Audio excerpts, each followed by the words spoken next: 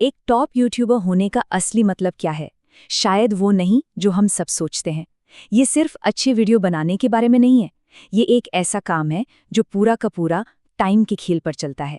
आइए समझते हैं कैसे। देखिए, इस बात को एकदम साफ साफ समझना जरूरी है। यूट्यूबर का मतलब वीडियो बनाने वाला नहीं है, बल्कि वो एक टाइम बेस्ड जॉब का प्रोफेशनल है। यहाँ कामयाबी इस बात से तय नहीं होती कि आपकी प्रोडक्शन स्किल कितनी अच्छी है, बल्कि इस बात से तय होती है कि आप टाइम के किस पहलू पर दाव लगाते हैं और किसे छोड़ देते हैं। तो ये टाइम बेस्ड जॉब आखिर है क्या?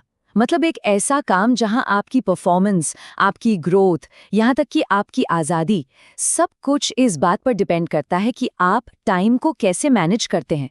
क्योंकि एक क्रिएटर लगातार अपना टाइम इन्वेस्ट कर रहा है, उसे आंका भी टाइम के हिसाब से जा रहा है और उसका सारा टाइम भी इसी में जा रहा है।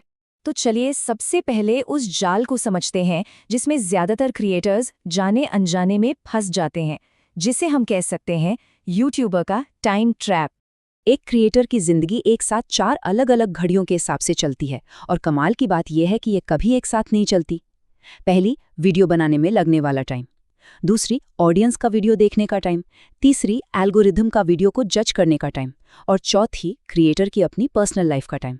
सोचिए, ये चारों घड़ियां जब एक साथ नहीं चलती तो कितना कंफ्यूजन और प्रेशर बनता होगा। और यहीं पर सारा खेल बिगड़ता है। जरा सोचिए, एक क्रिएटर 10 घंटे लगाता है एक वीडियो बनाने में और व्यूअर वो औसतन सिर्फ 3 से 5 मिनट देता है।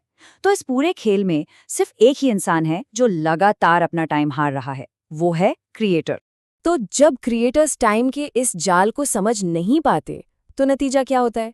जाहिर है, फेलियर। चलिए जरा करीब से देखते हैं कि ये फेलियर असल में दिखता कैसा है। बर्नआउट तक पहुंचने का रास्ता अक्सर 3 गलतियों से बनता है। पहली गलती, काम के घंटों को क्वालिटी मान लेना। नतीजा, काम कभी खत्म ही नहीं होता। दूसरी गलती, जो वीडियो लंबे समय में फायदा देंगे उन्हें शॉर्ट टर्म नतीजों से जज करना। इससे होता यह है कि आप अपने ही अच्छे असर्स को वक्त से पहले खत्म कर देते हैं। और तीसरी और सबसे खतरनाक गलती, नींद, आराम और नई चीजें सीखने को नजरअंदाज करना। इससे आपकी क्रिएटिविटी ही धीरे धीरे खत्म हो जाती है। तो अब ये सवाल उठता है कि आखिर कितने क्रिएटर्स इस जाल में फंसे हुए हैं? और जवाब सच में चौंकाने वाला है। हैरानी की बात यह है कि 98% क्रिएटर्स को इस टाइम ट्रैप के बारे में पता ही नहीं है। वो बस काम करते जा रहे हैं। सिर्फ 2% ही हैं जो अपने टाइम को सोच समझकर एक डिजाइनर की तरह इस्तेमाल करते हैं। तो अब सवाल ये है कि उस 2% क्लब में कैसे शामिल हुआ जाए। यहीं पर टाइम डिजाइनर की प्लेबुक काम आती है। चलिए कुछ एक्शन लेने वाली स्ट्रैटेजीज पे बात करते हैं। पहली और सबसे जरूरी स्ट्रैटेजी है, आपको एक टाइम एक्सिस चुनना होगा और उसी पर टिके रहना होगा। मतलब तय कर लीजिए कि आपका मेन गोल क्या है। क्या आपको तुरंत व्यूज चाहिए, या सब्सक्राइबर बढ़ाने हैं, या फिर ऐसा कंटेंट बनाना है जो सालों तक सर्च में आता रहे? एक वक्त में एक ही लक्ष्य पर फोकस कीजिए। इसको करने का एक बहुत अच्छा तरीका है कि आप अपने वीडियोस को 3 टाइप में बांट लें। जैसे टाइप ए वीडियो होते हैं इंस्टेंट हिट्स। सोचिए कोई ट्रेंडिंग टॉपिक, इनका मकसद है 72 घंटों के अंदर ज्यादा से ज्यादा व्यूज लाना। फिर आते हैं टाइप बी वीडियो, ये मिड टर्म के लिए है, इनका फोकस सब्सक्राइबर ग्रोथ पर होता है। और आखिर में टाइप सी, ये आपके असली एसेट्स हैं, हाउ टू वीडियोस की तरह, जो 6 महीने बाद भी सर्च से आपको ट्रैफिक लाकर देंगे। अब आते हैं दूसरी स्ट्रैटेजी पर, जो शायद सबसे मुश्किल है। दूसरी स्ट्रैटेजी है प्रोडक्शन टाइम पर सख्त लिमिट लगाना। देखिए, आपका सबसे ज्यादा टाइम यहीं जाता है, तो इसे कंट्रोल करना सबसे जरूरी है।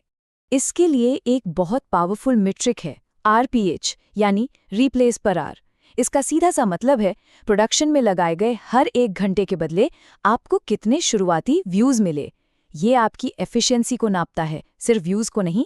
सवाल ये नहीं कि कितने व्यूज आए, सवाल ये है कि आपके लगाए हुए टाइम पर रिटर्न कितना मिला।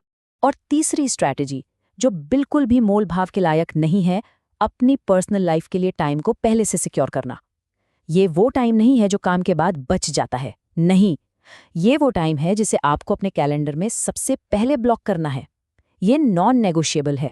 तो एक सस्टेनेबल हफ्ता आखिर दिखता कैसा है? देखिए, एक हफ्ते में होते हैं 168 घंटे। इसमें से 98 घंटे नींद और पर्सनल लाइफ के लिए पहले से ही अलग कर दीजिए, ये फिक्स्ड है। अब आपके पास काम के लिए ज्यादा से ज्यादा 70 घंटे बचते हैं। यही वो बाउंड्री है जो आपको बर्नआउट से बचाएगी और बैलेंस बनाए रखने में मदद करेगी। तो जब आप इन स्ट्रैटेजीज को अपनी लाइफ में उतारते हैं तो क्या होता है? आप टाइम के साथ लड़ना बंद कर देते हैं और उसे जीतना शुरू कर देते हैं। चलिए देखते हैं कि ये जीत असल में दिखती कैसी है। ग्रोथ का एक आइडियल पैटर्न कुछ ऐसा दिखता है।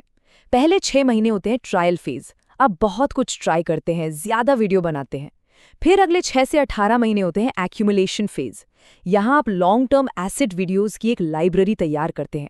और 18 महीने के बाद आप मेंटेनेंस फेज में आ जाते हैं। अब आपको हर रोज वीडियो डालने की जरूरत नहीं है, क्योंकि आपके पुराने एसेट्स आपके लिए पैसिव व्यूज ला रहे हैं। यहाँ आकर टाइम आपका दुश्मन नहीं, बल्कि आपका सबसे बड़ा साथी बन जाता है। तो आखिर में बस ये याद रखिए, जीत उसकी नहीं होती जिसके वीडियो सबसे अच्छे हैं। जीत उसकी होती है जो टाइम के स्ट्रक्चर को समझ लेता है और उस पर महारत हासिल कर लेता है। और जिस दिन आप ये कर लेते हैं, उस दिन ये काम एक कभी ना खत्म होने वाली जंग लगना बंद हो जाता है और एक मजेदार खेल बन जाता है।